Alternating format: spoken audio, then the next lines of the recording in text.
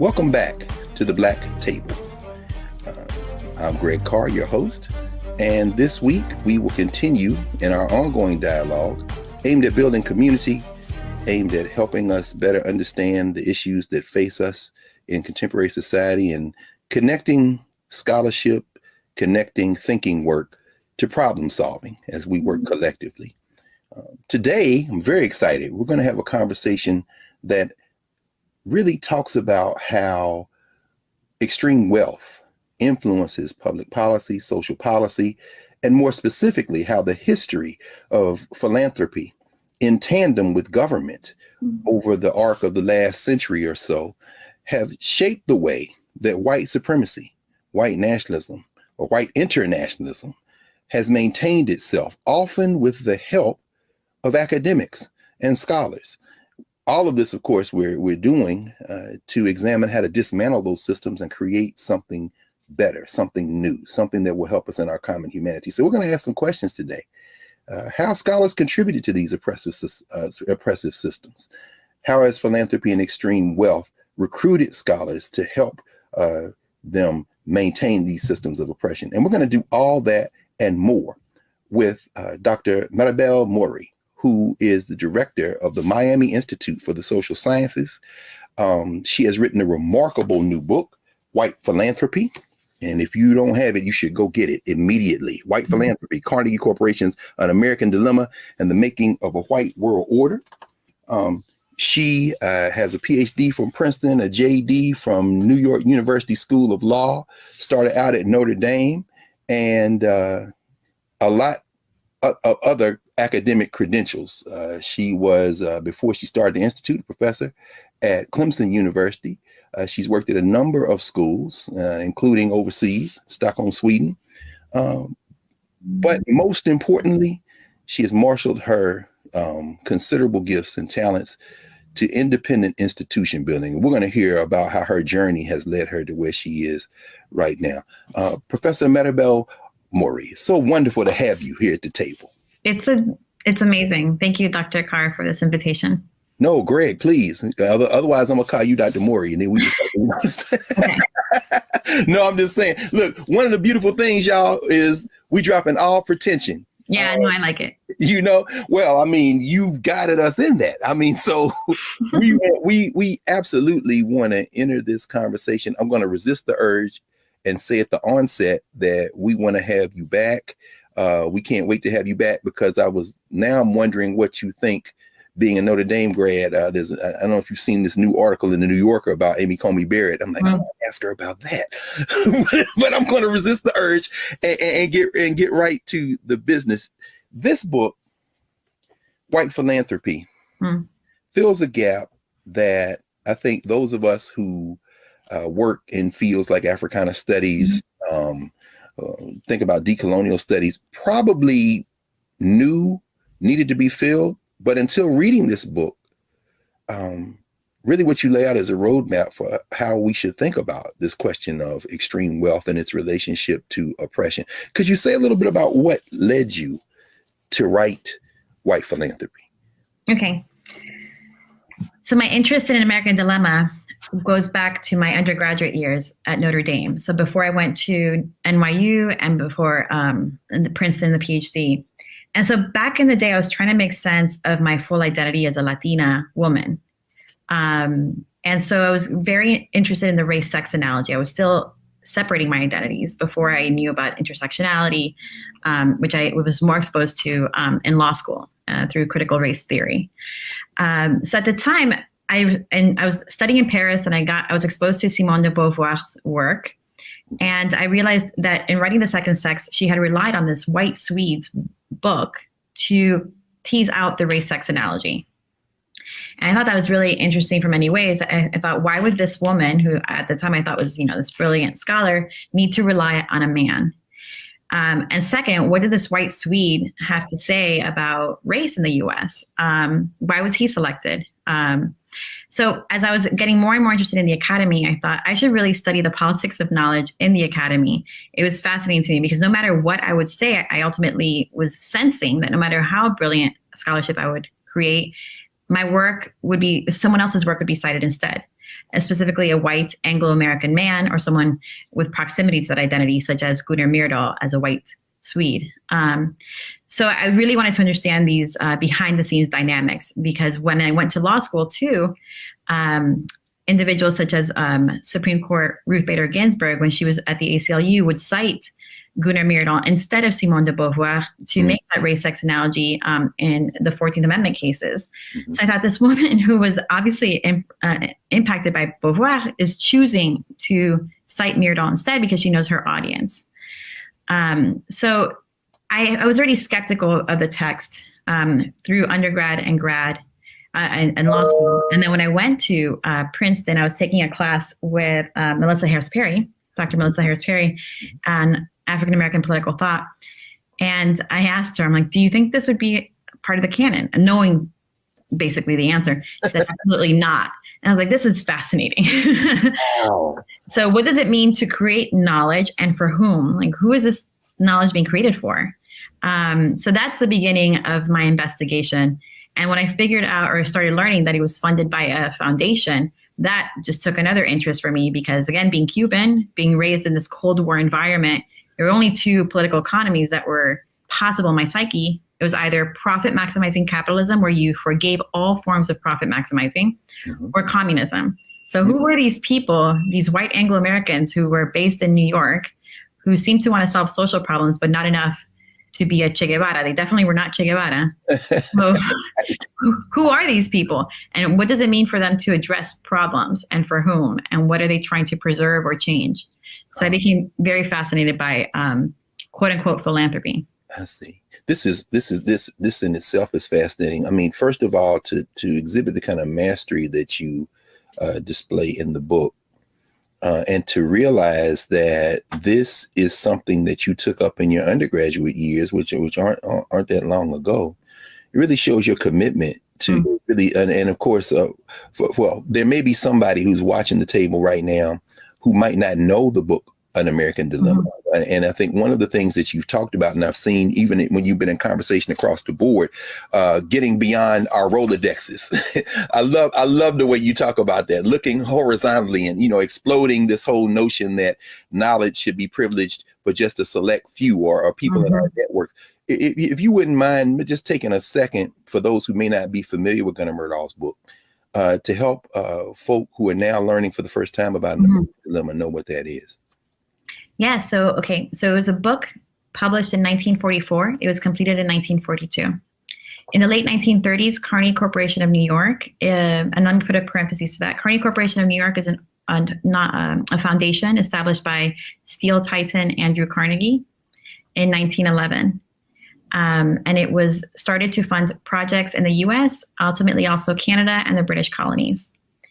And part of their funding, they fund knowledge production, was a study. This was commissioned by one of its presidents in the 1920s, who wanted a comprehensive study in the social sciences on Black Americans. And Greg, I'm sure we'll talk about the purpose of the study ultimately.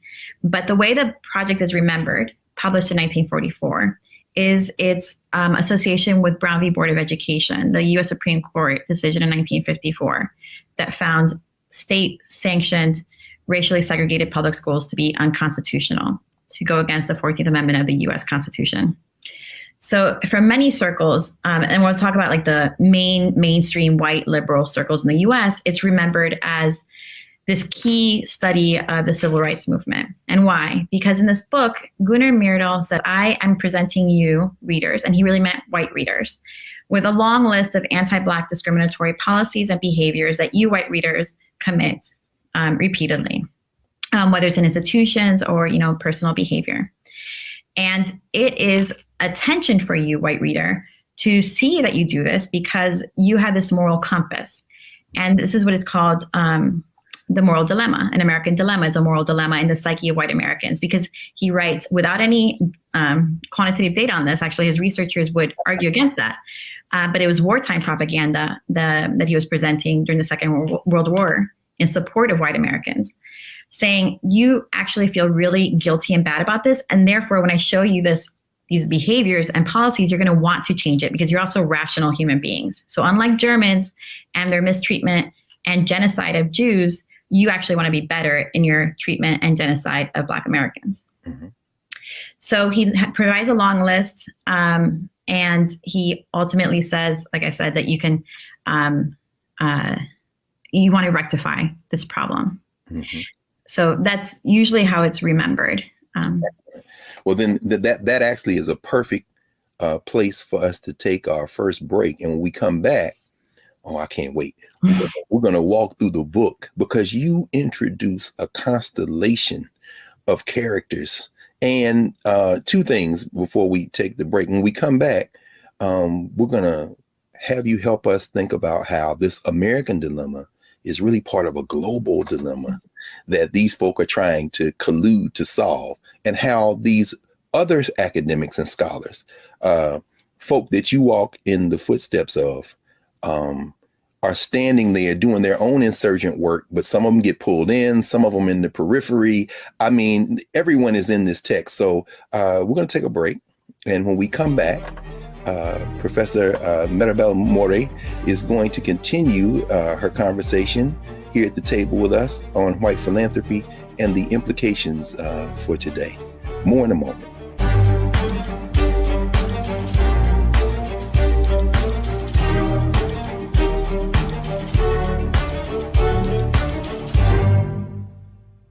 Hello, I'm Isaac Hayes III, founder and CEO of Fanbase, and I'm here with a very important message. We are at a turning point in the Black community where we must have equity in the apps we use that scale to billions of dollars. But this time, we own the infrastructure, we own the culture, and we shape the future. And Fanbase is the future. Fanbase combines the free functionality of Instagram, TikTok, and YouTube into an all-in-one platform built for the evolution of social media and monetization.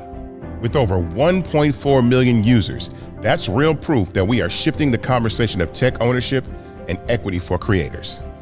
So right now, I want you to go to startengine.com/fanbase and invest today. The minimum to invest is $399. That gets you 60 shares of stock in Fanbase at $665 a share. This marks a turning point in Black ownership of social media. If we don't take this opportunity to own social media right now, we will always be customers to our own creations. And that can't go on. So once again, go to startengine.com/fanbase and invest today. We must own the platforms where our voices live, our stories matter, and where our culture drives the world. Thank you.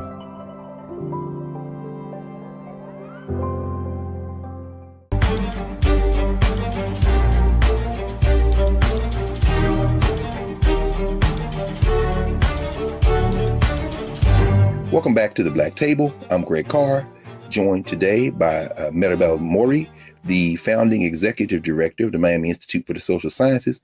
And we're talking about white philanthropy, her recent book, University of North Carolina Press. I always want to put Duke and North Carolina in the same press, but that's not the case. And we're talking about the book, and we're talking about the implications of her work as it relates to, our contemporary landscape of academic problem solving. Maribel, I want to jump right in. As I said before, you've got this astonishing range of characters, and as you you dedicate the book to W.E.B. Du Bois, and are very careful as an African American intellectual historian to thread the narrative of these Black scholars throughout the text. But having done that, you open chapter 1 with Andrew Carnegie, who's at all this money and is going to influence all of these people up to, I guess, and including today. Could you talk a little bit about the significance of Carnegie, and then cats like Thomas Jesse Jones, who I always construct in my mind as a villain? I mean, and all these. Could you talk about these early philanthropists and how they're really hell bent on trying to direct the shape and future of how Black people are going to move in the world? First of all, I love that we can talk about Thomas Jesse Jones for a while, right? Yes. Carter Woodson was very big. I have an article coming out explaining how W.B. Du Bois was an early critic of philanthropy. He was so on top of all directions. And Woodson too, specifically in the Encyclopedia Project, and also Black education. And he was on to Thomas Jesse Jones's funding patterns and impact. Okay, so the book, this white philanthropy book, traces the intellectual history of an American dilemma. So in that context, it really shows how this president who commissioned the work, what he was trying to do with this project in the US. And to do that, we go back in time, right, to earlier projects that he financed in British Africa in the 1920s and 30s. That said, I didn't want to present it as if this president, Frederick P. Keppel, came in with a blank slate into an organization with no vision and just plopped in, right? So he's working within an institutional context. So what is that institutional context? And Keppel is president of the Carnegie. That's correct. Thank you. Yeah. So Keppel is president of Carnegie Corporation of New York, founded by Andrew Carnegie in 1911. So, and Keppel becomes president in the 1920s and leaves in the early 1940s. So, and he soon passes away. So he passes away before An American Dilemma is published, actually.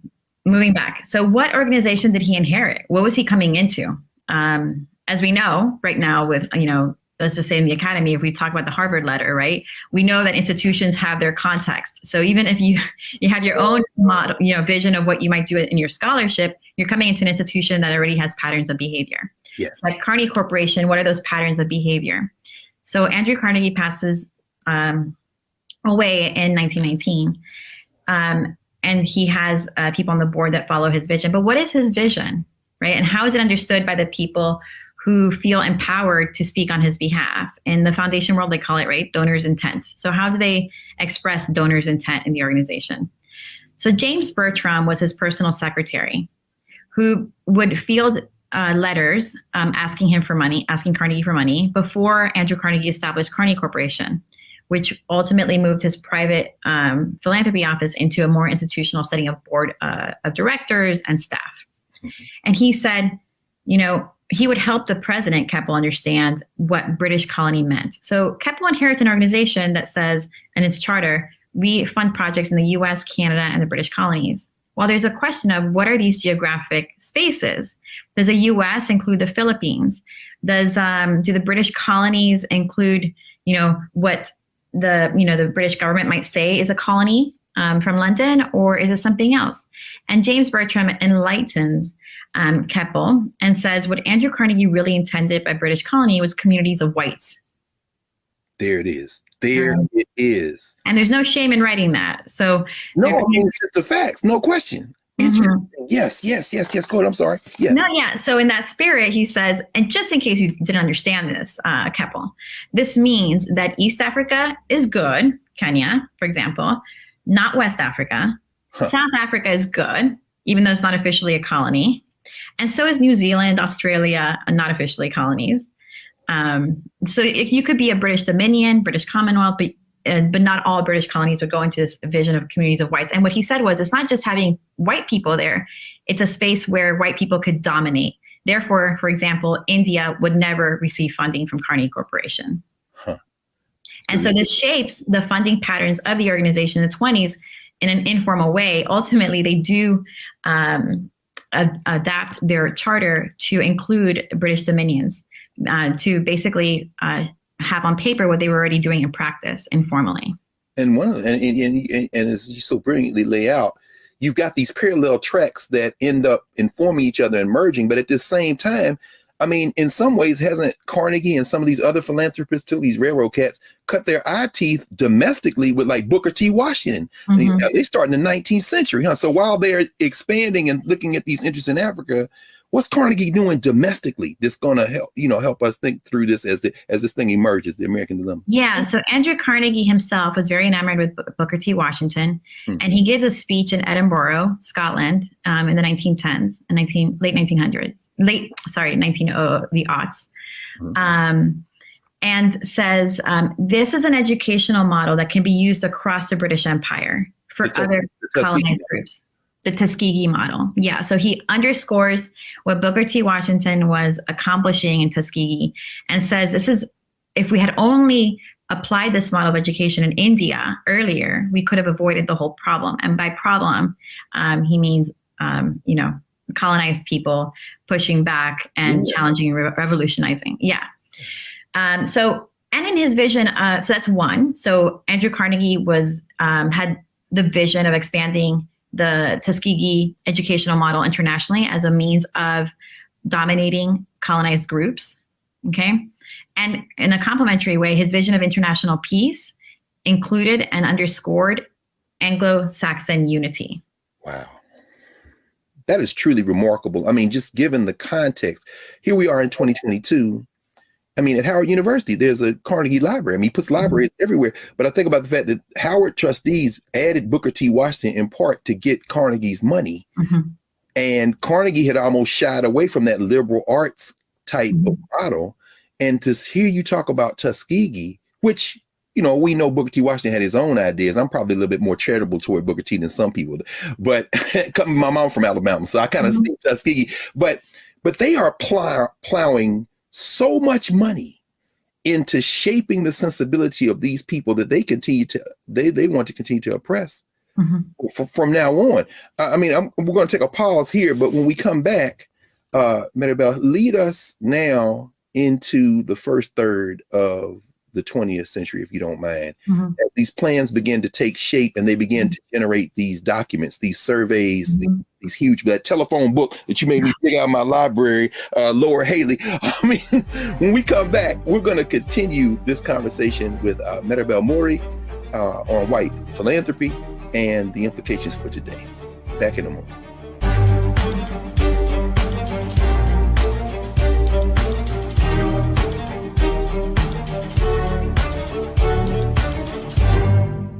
Hatred on the streets, a horrific scene, a white nationalist rally that descended into deadly violence. White people are losing their damn minds. As an angry pro-Trump mob storms the U.S. Capitol, we've seen shootings. We're about to see the rise of what I call white minority resistance. We have seen white folks in this country who simply cannot tolerate black folks voting. I think what we're seeing is the inevitable result of violent denial. This is part of American history. Every time that people of color have made progress, whether real or symbolic, there has been what Carol Anderson at Emory University calls white rage as a backlash. This is the rise of the Proud Boys and the Boogaloo Boys. America, there's going to be more of this. Here's all the Proud Boys, Dave. This country is getting increasingly racist in its behaviors and its attitudes because of the fear of white people. The fear that they're taking our jobs, they're taking our resources, they're taking our women. This is white fear.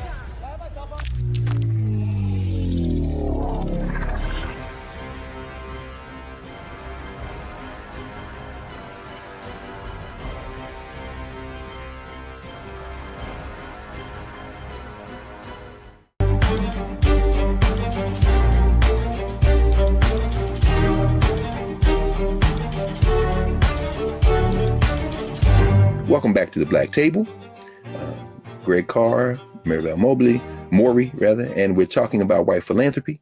And we're talking now about the first third of the 20th century with Maribel. Professor Morey, pick up where you left off. So Carnegie has begun, I think he actually generated a report in the 20s, right? I mean, he has a text that his name is attached to, but we're going to see the blueprint in part for an American dilemma be generated there in the 1920s. Could you talk a little bit about this other cat that emerges, Malcolm Haley? And I know there's everybody else to talk about, so take it however way you want to. Okay, so Andrew Carnegie passes away. James Bertram is his personal secretary with lifetime appointments on the board. And there are two other personal secretaries who have lifetime appointment on the board. Who all pass away around the same time in the 30s.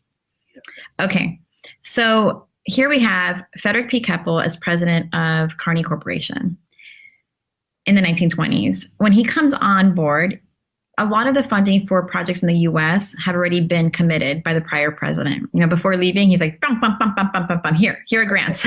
Good luck, next president. You have nothing to be able, you can't do much here. Yeah. And so Keppel started finding some interest in the smaller, they call it the special funds for projects in Canada and the British colonies. And that's when he's getting advice from one of these personal secretaries on what Carnegie had meant by British colony. And again, he meant, according to the secretary, communities of whites. So assuming that Keppel is in an organization that is not only geographically limited psychologically to spaces where white Anglo-Americans dominate, but also an organization that is privileging the interests of those individuals, of those white Anglo-Americans. So that's when he starts thinking, okay, well, I'm within this framework. What can I do? What do I want to do? And he, one of the first steps is to do an exploratory trip through British Africa to the spaces that Bertram said were okay to fund. And the first study that he finances is in South Africa, in dialogue with local advisors, again, white local advisors, Afrikaners, and British settlers, who found problematic the issue of quote unquote white poverty. Now, why was it a social problem for them? It was a social problem because poverty amongst white people would challenge, from their perspective, white superiority and Black subordination. Because the idea was that white people had to be politically and economically dominating in the area for there to be peace. And for folk who might not know, when we think about South Africa and say white, that label doesn't tell you everything you need to know. You just mentioned two distinct groups, the British and the Afrikaners. Could you say a little bit more about that? Because is poverty situated among the whites in one as opposed to the other? Or is it across the board? Right. And that's a really important point, because whiteness is being created here. So within these communities, the British settlers would not view Afrikaners as equally white. So how to create a common racialized identity that could be used to weaponize themselves, right? So that was part of the project, to bring British settlers and Afrikaners in a common white identity. So in the book, in the Poor White Study, the researchers explain that anything that you associate with Afrikaners of inferiority, like lower IQs or poverty, that's all environmentally created. But they could, and they were capable of achieving the same white European standards, quote unquote, as British settlers. This sounds strangely familiar to the United States. Oh, they're going to load this off on Afrikaners. Okay, so go ahead. So now the study they did an undertaking. Yeah, Kepa was very proud of this study. So because if you think about it, and you can almost see echoes today, it's saying, okay, we are funding a project that's going to inform public policy. It achieves this impact. And the goal is ultimately to maintain international peace and order. But why was there a threat to international peace and order? Because if, South Africans, Black South Africans, actually achieved more political and economic strength, it was assumed by this community of white people, of increasingly uniting white people identities, that they would react violently. They themselves would react violently to that increased political and economic power amongst the Black diaspora. Was there any Black pushback? Was any South African pushback, any Black pushback to this work? Because as you said, they didn't consult any Black folk. And one of the things that you also bring out in terms of the investment of and the support of government in this is very important, because then when you get to the American Dilemma, you talk about how they had to cultivate kind of cooperation with the U.S. government and other powers. But did anybody Black push back against this as these reports are being generated? Honestly, that's something for other researchers to amplify. What I saw was Du Bois requesting the study. He knew about it. Interesting. Yeah, so Du Bois was very on top of Carnegie funding in Africa in the 1920s and 30s. He's like, can you send me a copy? I just want to read it. Well, that's interesting, because you pursue that line too, and I think that very much has to do even informing your work right now and coalition building and kind of transnational coalitions. You talk about Du Bois and the Pan-African Congresses. We're certainly in between World War I and World War II. You have the anti-colonial movements, but Du Bois isn't just concerned about the affairs of Black folk in the United States. Well, I guess neither is Booker T. Washington. I mean, could you talk about how perhaps Black internationalism, which isn't really fully developed at this point, but how they might look at that as a threat to their plans? No, they knew. I mean, so W.B. Du Bois knows that Carnegie Corporation is privileging the interests of white people across the Atlantic, to the point where he tests the boundaries. He's like, I'm going to make them say it to me. So he says, I know your fellowship program. He's talking to another colleague in letters and says, I know this fellowship program is only bringing back and forth white scholars. The Carnegie Corporation has like a fellows program between South Africa and the US. So he writes to Keppel and says, I would like to go. I want to go to South Africa. And Keppel doesn't know how to tell him no, because a lot of these actors in Philanthropy very much admire his brilliance. Interesting. But also are scared of him, of his intelligence and his ability to, bring people together. So Keppel ultimately says, I have relied on my advisors in South Africa, note white advisors, and they think it would be an issue, problematic for you to go. So I can't. So that's one where they see the power of these organizations in creating opportunities for scholars and leaving out others. And also the amount of money, the wealth. So when we're talking about big stakes, when Du Bois is thinking about an Encyclopedia Africana in the 1930s, and he's willing to compromise. He's compromising on working alongside the Philip Stokes Fund, the same organization that has Thomas Jesse Jones. Yes. And could you say something? I mean, because it's interesting, because we are talking about the Depression. And you write about how Rosenwald, for example, loses his, and as somebody whose mama went to a Rosenwald school, we know the impact of Rosenwald in tandem with Booker T. Washington building those schools in the South. But Rosenwald's money's gone. I mean, could you talk about how these foundations are actually working with each other? And that Encyclopedia, the Negro example, and I think it's chapter 7, you really do a deeper dive into those politics. You say something about how they really are working with each other, these companies or these corporations, these philanthropic organizations. Yeah, so Thomas Jesse Jones started out working for the federal government. And I'll say who he is. He becomes this white expert, quote unquote. And a lot of what I say is in quotation marks, but the white expert on Black education. That's who he becomes for this network of individuals in philanthropy. Okay, so in the 1910s, he writes this book. Yeah? No. I'm just thinking about that. That too has a contemporary, these white experts on Black education that have a lot of money from foundations. Anyway, please continue. I'm not going to name any names. Go ahead. No, but that's part of my, if you're gonna, like, just as a side note, that's part of my early midlife crisis in writing this book. Oh, we're gonna look. Hey, y'all, when we get this, we this is a build up to the work that's going on now. So pay very close attention, because I think Professor Morey is going to recruit us into some work before this is all over. Go ahead, please continue. I'm sorry. Yeah. So, so Thomas Jesse Jones publishes this report. He works in the federal government at the time. The Phelps Stokes Fund, backing up, had asked Booker T. Washington what kind of study would be useful right now, and Booker T. Washington, said a survey of Black schools, and he recommends Robert Park to write the survey. He's aware that these funders want a white guy, so he recommends Park. But they instead choose Jones, who's working in the federal government, because they're thinking this would be really helpful to have the stamp of the federal government on this study, and it could be really circulated very well. Well, that works out in many ways, but in other ways not, because you have people in Congress who say, what is this money doing in the federal government? Not a lot of people know about the Phelps Stokes Fund, but they know, to your point, it's all part of a close-knit network where a lot of these individuals are overlapping board memberships. In New York, these are all organizations: Philip Stokes Fund, Carnegie Corporation, Rockefeller organizations, which included General Education Board, Laura Spelman Rockefeller Memorial, the Rockefeller Foundation, and they're all intertwined. Spelman Rockefeller as in Spelman College? Spelman University? Yeah. Wow.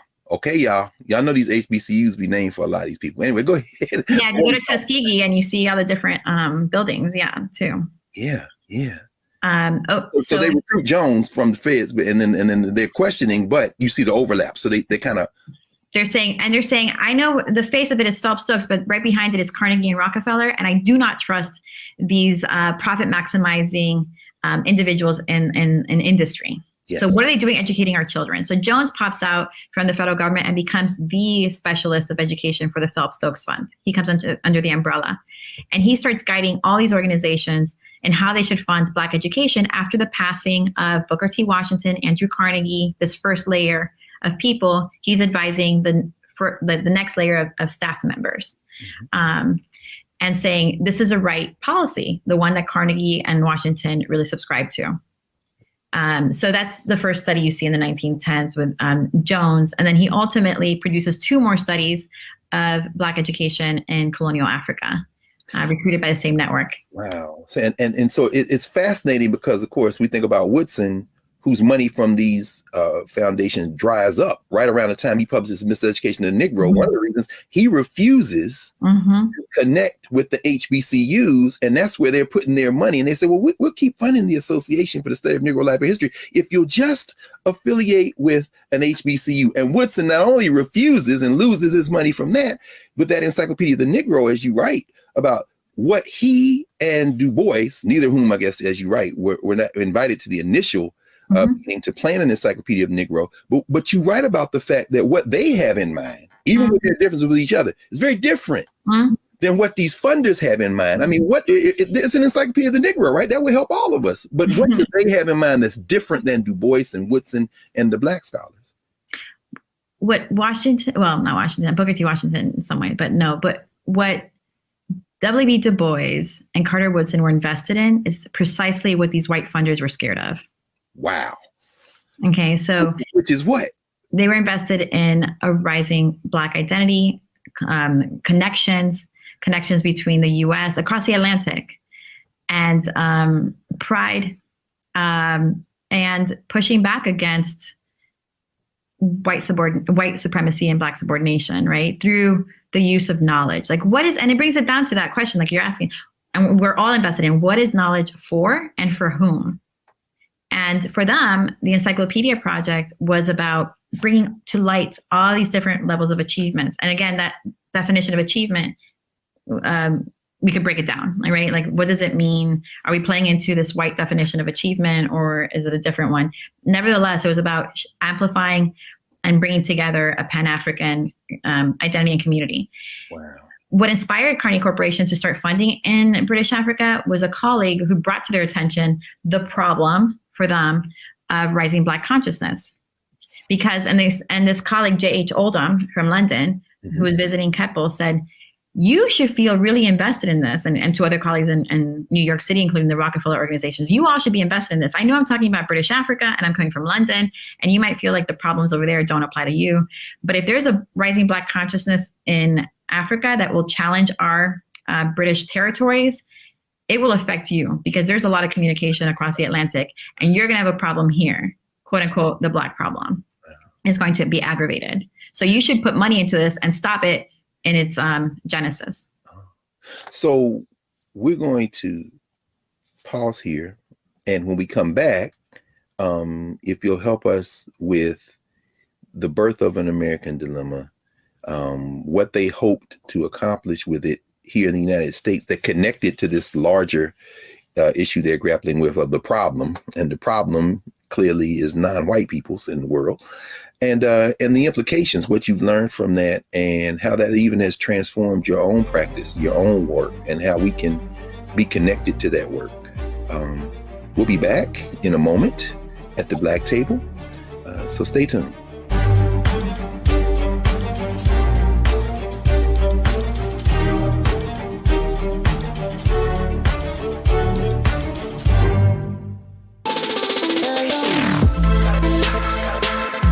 Hey y'all, welcome to The Other Side of Change, only on the Black Star Network and hosted by myself, Bria Baker, and my good sis, Jamira Burley.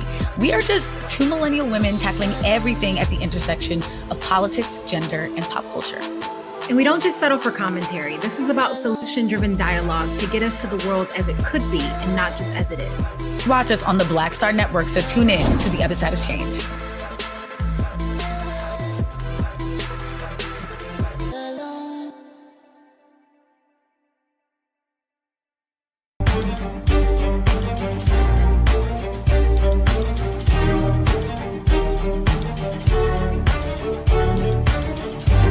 Welcome back to the Black Table. I'm Greg Carr, joined today by Dr. Maribel Morey, the founding executive director of the Miami Institute for the Social Sciences and the author of White Philanthropy, Carnegie Corporation's An American Dilemma and the Making of a White World Order. So with that in mind, Prof, when we left, you had walked us right up to the edge of the recruiting by the Carnegie Corporation of Gunnar Myrdal, bringing him in, he and his wife, who have done some incredible work in social science, but again, replicating this pattern of asking white folks first, they had approached white scholars domestically to do kind of a national study on Black folk. I think you write about Melva Herskovitz, whose shadow we still live in, apparently.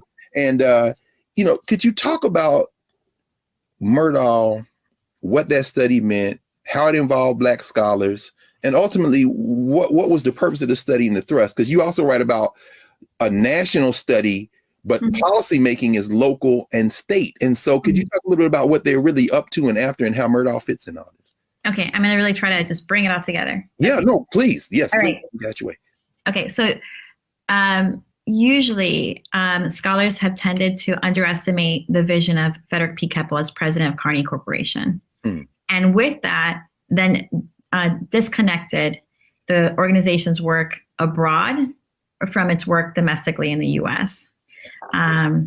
So what I've done in this research is really just getting bored over a decade in the archives. And I went through Keppel's uncatalogued boxes. Like I know about his children, his Christmas cards, blah, blah, blah. I got into his— Can I just footnote this for everybody? Scholars who work like this, but what you did, when you detailed your research methodology, this took a decade, right? Thousands of pages of work, unprocessed collections.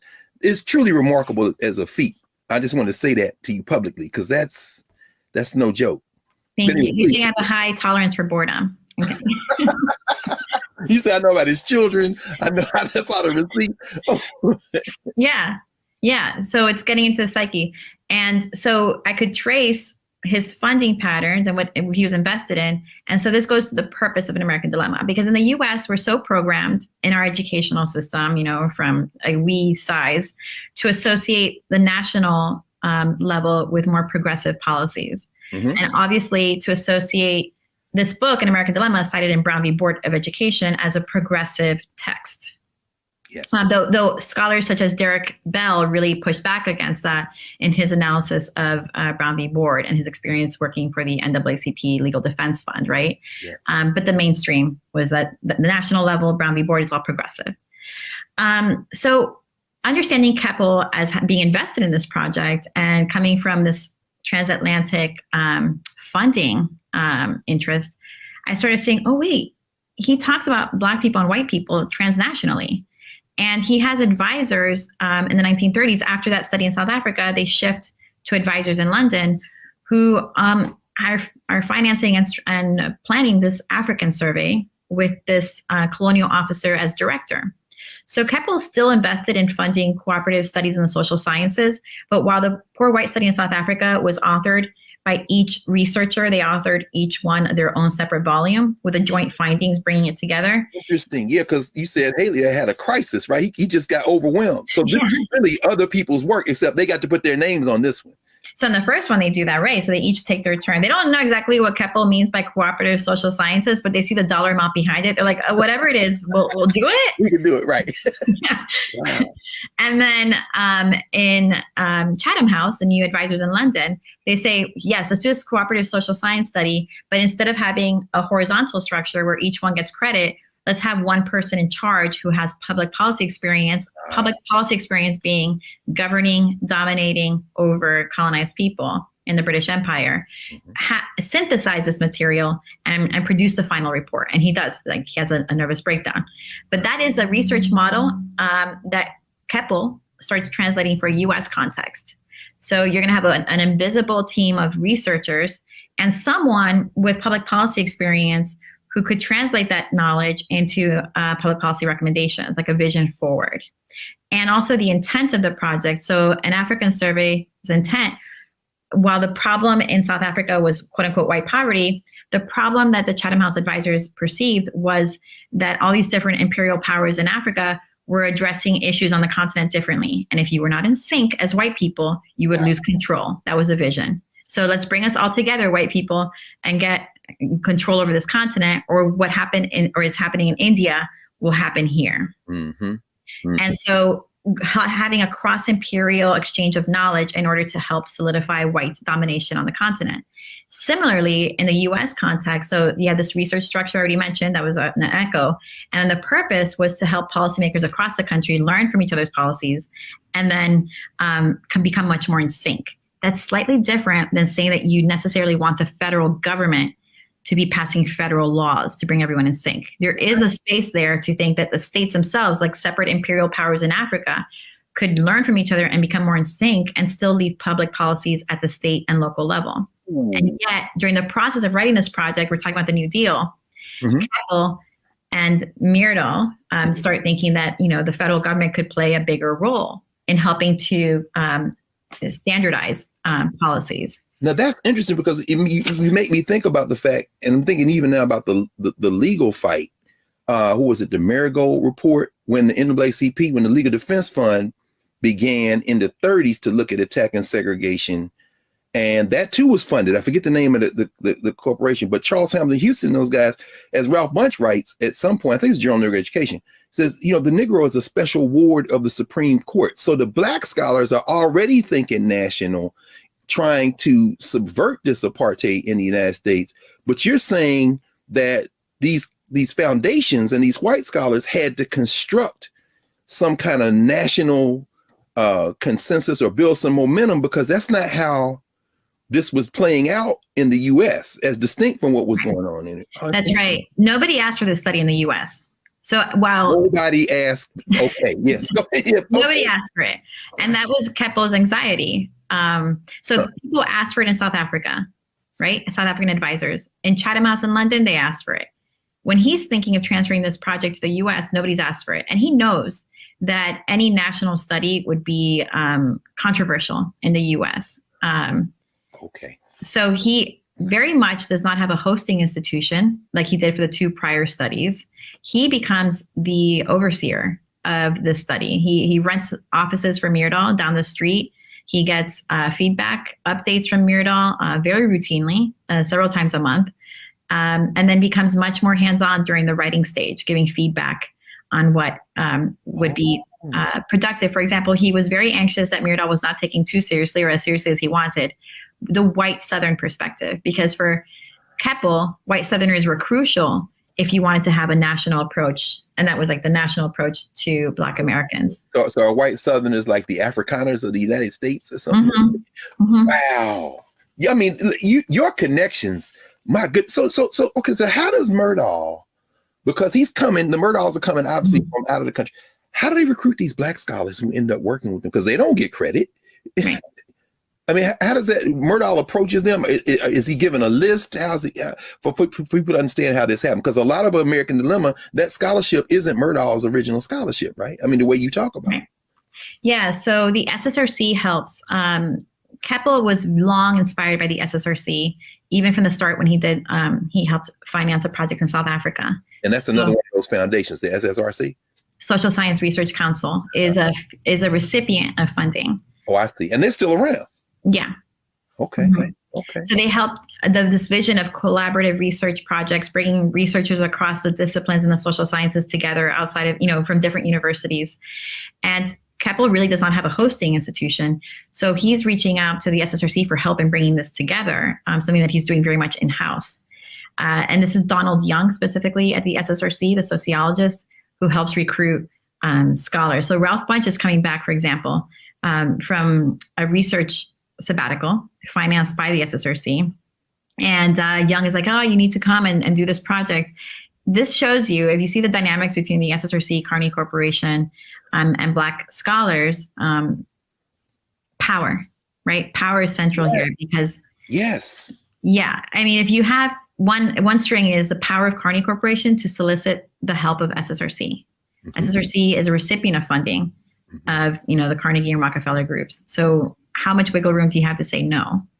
Right. Keppel asked Young to write a report saying, if you had a European, statesman in charge of this project, how would you see it going about? And Young writes a report, like a memo, and Keppel uses it for to convince his board. But Young never explicitly said, this is what we would want. But the power of the organization to get this information from someone like Young, with the promise of, the amorphous promise of funding. And similarly, Myrdal was able to recruit unpublished works by Black scholars simply with the Carnegie name behind him. My God. We're certainly going to have you back, but we want to turn now with our remaining time because, you know, those of you who know An American Dilemma and know the name Gunnar Murdoch, you know the impact that this continues to have and how we think about race in this country. You know, interestingly enough, Maribel, your own work as a scholar, as an academic, you know, what did researching and writing this book and doing this work do to you in terms of your own view of scholarship and your own decisions in terms of your own career and work and what you're doing now at the Institute? Right. So it's changed my life. One is, I'll start with what inspired me. What inspired me were scholars such as W. Du Bois and Carter Woodson. And also the very lack of someone in the art. Those are the ones who had some proximity to these funders. They could write personally to Keppel and others. Nobody who looked like me, right? Or as a Latina woman, like anywhere in this network, whether close or far. Remarkable. That is remarkable. I mean, the only Latino I can think of, certainly not a woman, was Schomburg. And Schomburg didn't have access to his, even though he rolled with Du Bois and Woodson, them, American Negro Academy, which you write about. But there's nobody there.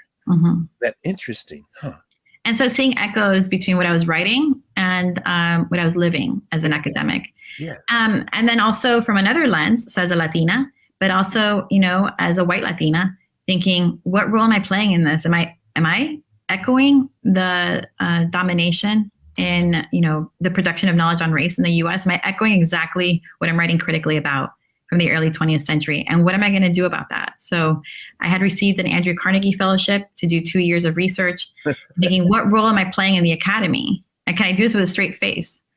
And so thinking about that, and then also seeing the difficulty in publishing this book, I was being asked repeatedly through the peer review process to change the narrative. So that's that gatekeeping process I've seen you talk about over and over again. Yeah, so the real soft spots here that get some readers, specifically white liberal readers, I would say, really it's sensitive for them, is a connection between a colonial African administration and post-World War II visions of racial equality in the U.S. I see. Is that what led you ultimately to decide to start the Miami Institute for the Social Sciences? Is that part of what, and what do you all do? Because in the we need to do something. I mean, not all of us can do the same thing in the academy. We're all playing roles within and outside the system, and we need each other. The vision is to create a space. We are creating a space for critical engagement with the research questions that are being asked, the problems that are being perceived, how data is being collected, and also to see each other and to meet each other across the global South and North.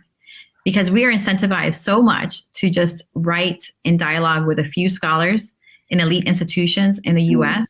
And we know from, for example, recently the Harvard letter, what dominating role some of these scholars play in the academy, to the point where people might feel silenced from saying anything, whether it's about their personal lives or, you know, how they're being treated, to their scholarship, to the research questions they're asking, to how they're being published, whether they're getting tenure. So what is knowledge for and for whom? And it can't just be for the elite to better dominate all of us across the world. No question.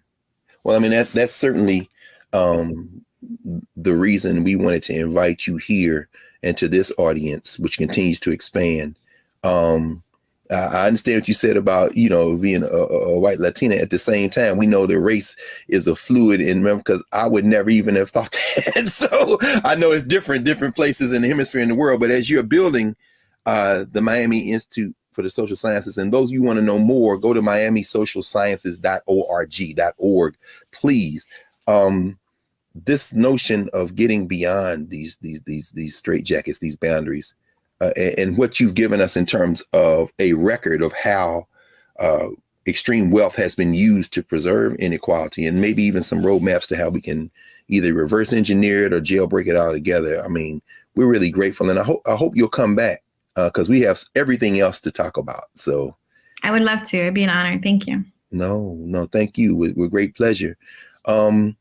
We're going to, with that, pause with the black table. When we come back, we'll clear the table and we will get ready for our next convening. So back in a moment.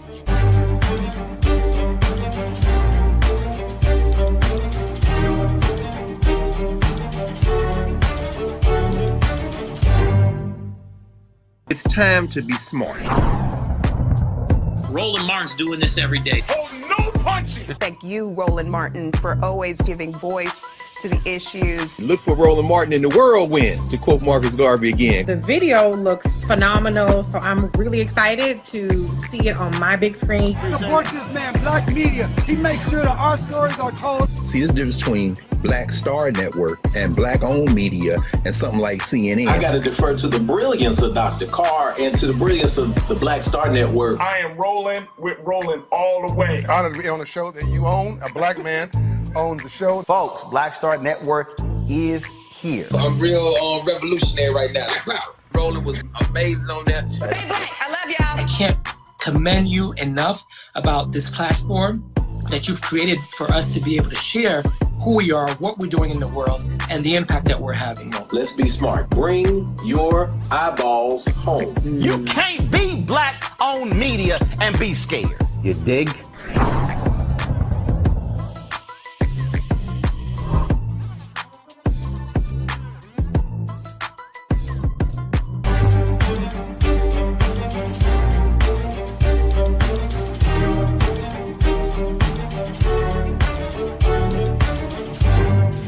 Welcome back to the Black Table. We've had a provocative conversation, one that has been extremely informative with Professor Maribel Morey. And once again, we've come to the moment when we clear the table and reset it for next time. We'll close today with the words of Ayikwe Armah, the Ghanaian writer, translator, social change agent, living currently in Senegal, and his 2006 book, The Eloquence of the Scribes, when thinking about intellectual work. And we do this with what we've heard and learned from Professor Morey today in mind. Ayikwe Armah says that his work as an intellectual is dedicated to changing the world that we live in, to standing against depression, to standing against inequality. And he says on the last page of chapter 25 of his book, The Eloquence of the Scribes, that day, that transforming day, will not come in my lifetime. There's nothing sad in knowing that. What matters is that I am doing what I can to bring it closer. And sometimes I meet people on the same search. So that's what we're doing at the Black Table. We're meeting people on the same search. We met one today. We'll meet one every week, one or more. And so make sure you tune in next time at the Black Table. I'm Greg Carr, and see you next week.